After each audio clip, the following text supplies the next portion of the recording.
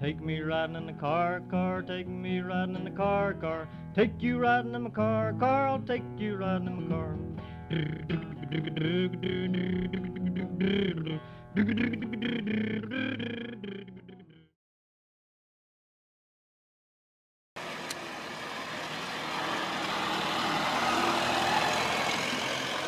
Henry Ford came in and was the first to really mass produce anything on an assembly line. There were over 15 million of these cars that were produced, and the basic models remained unchanged from the beginning to the end. There were some smaller upgrades to it, but it basically remained unchanged. They started out at a price of about $890, and then because of the assembly line and the efficiencies that were gained through that and through the production, the price came down over time to about $350. They produced so many that the common laborer then could afford one. This is a 4-cylinder car. It produces about 20 horsepower. There are 2 speeds on it, low and a high. It has 3 pedals and 3 levers in here. You're going to adjust the throttle with a lever here. You adjust the spark advance with another lever. There are no pumps on this car. You know, when we had all the cars now have water pumps, fuel pumps, things like that. That's one of the things about it. It's very simple. The fuel tank, which is not really it would never make it past the safety standards today, but the fuel tank is actually under the seat. It's above the engine, so it's just a gravity feed system. There's no pump pumping it up to the engine. It's just a gravity feed going to the engine. This thing rides amazingly smooth. When Tyler and I went out earlier this morning, we were coming up on a speed bump. He said, "What's a speed bump?" And I said, "No, I want you to see how it'll handle it." We've had this in the possession of the dealership since sometime in the 1920s, I understand. I've worked there since 1974, and it was sitting around then, wasn't running, been in storage. We got it out and did a basic restoration because it was our 100-year anniversary at the dealership this year. We're utilizing it as a promotion.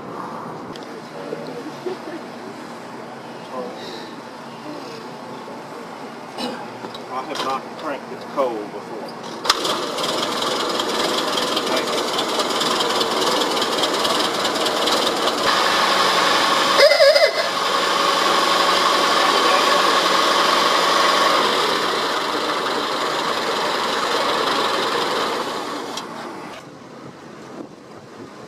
It accelerates well. I guess that's because it's so light, right?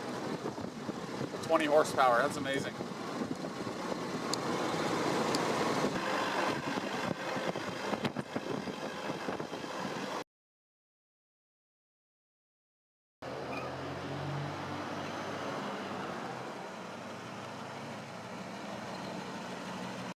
This has got a 292 cubic inch engine in it, a 2-barrel carburetor. It's got a 2-speed transmission, rear wheel drive. We're just taking a huge leap forward, and we're going to look at the accumulated progress and innovation that have been made. So with that. But you got to understand, guys, the context of historical significance. This car here, 1915, they started development in 1908. The Wright brothers flew their first airplane in 1903. So this car right here is in the same era that we're talking about the invention of flight and the discovery of flight in the United States. And so that's the technology that we're talking about here. Now all of a sudden in 1950s, we're in the space race, right? And we're talking about coming off of World War II because all the car manufacturers shut down during the war because why?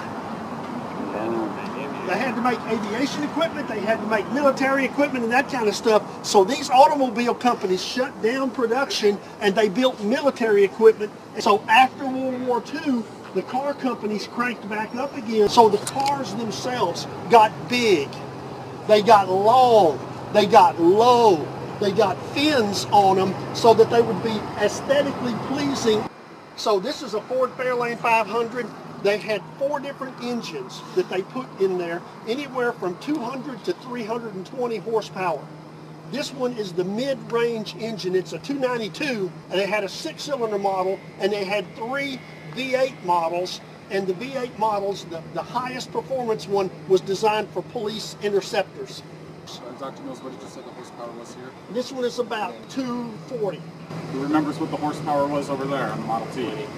20. So that's a 12-fold increase in horsepower. And what does that do? It lets you go a lot faster. It lets you have a lot bigger, more comfortable car. Sure. So this car is all steel. It was designed to protect the occupants because the car itself was supposed to withstand the damage. On a new car, you have all the safety features like airbags and all that kind of stuff. In 1957, guys, only 6% of the cars that were sold like this had seat belts in them. They were options in 1957, and only 6% of the people. So this car has never had a seat belt in it. It has no airbags. The dashboard itself is made out of solid steel.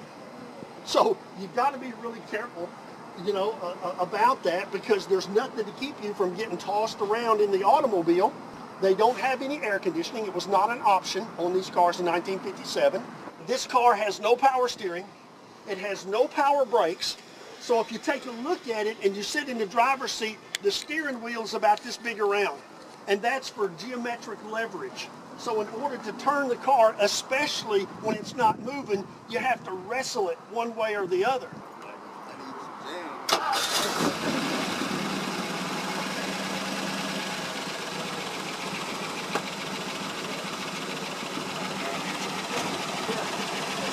The mechanics are so precise in there, it just sounds like a sewing machine. What's the miles per gallon?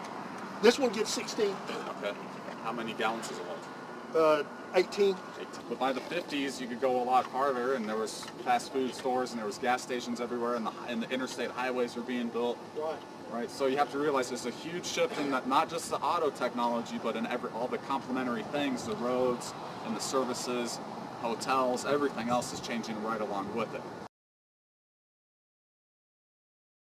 Introducing the entirely new Ford Fusion.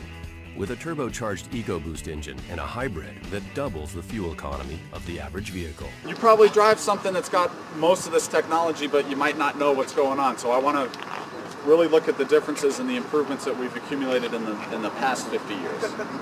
This engine is a 1.5 liter, and this is what our terminology is EcoBoost. What that technology has several things. First of all, it has a turbocharger, which is going to push air into the engine, and it's driven off a heat expansion coming out of the exhaust. This one also is going to, instead of a carburetor, there's no carburetor on this one or any of your modern cars.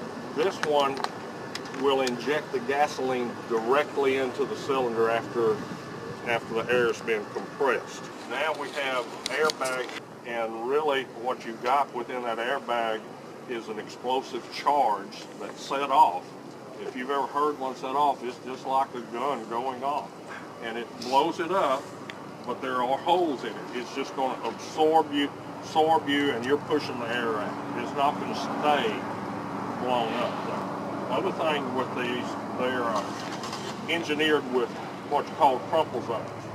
In other words, this thing is designed for the vehicle to collapse so that it is absorbing that energy before it gets to the passenger compartment. Fuel mileage now on the, what we're at, 28? 28. Highway's 36. This is four-wheel disc brakes, which is disc, and you're clamping on it. But the thing this one has as a safety feature is the ABS control.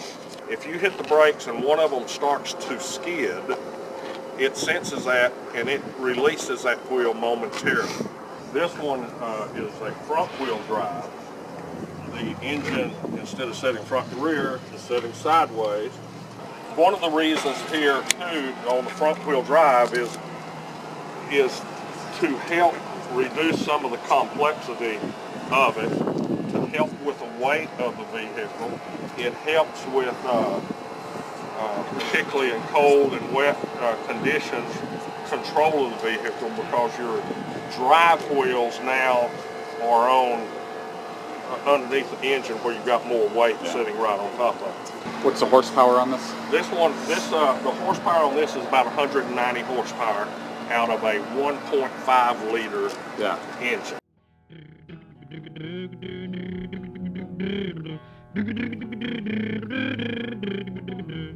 Click clank, open up a door, girls. Click clank, open up a door, boys. Front door, back door, click a dick clack, take you riding in my car. I want to thank Dr. Mills and Mr. Owens for bringing these cars and showing them to us. I'll just close on this and I'll let you go, and if you want to hang around for a few minutes and take a picture and whatnot and take a closer look, by all means. Why is the car today faster, more comfortable, more fuel efficient, more powerful? I mean, it's better on every dimension. Why is that? Is it because the executives at Ford are more caring people than they were in 1915? Because they're better people? Because they're trying to make more money, and in a competitive economy, the only way to be successful is make more money. I've said it. Is to innovate. You got to constantly come up with a better product, and that's what I hope we've observed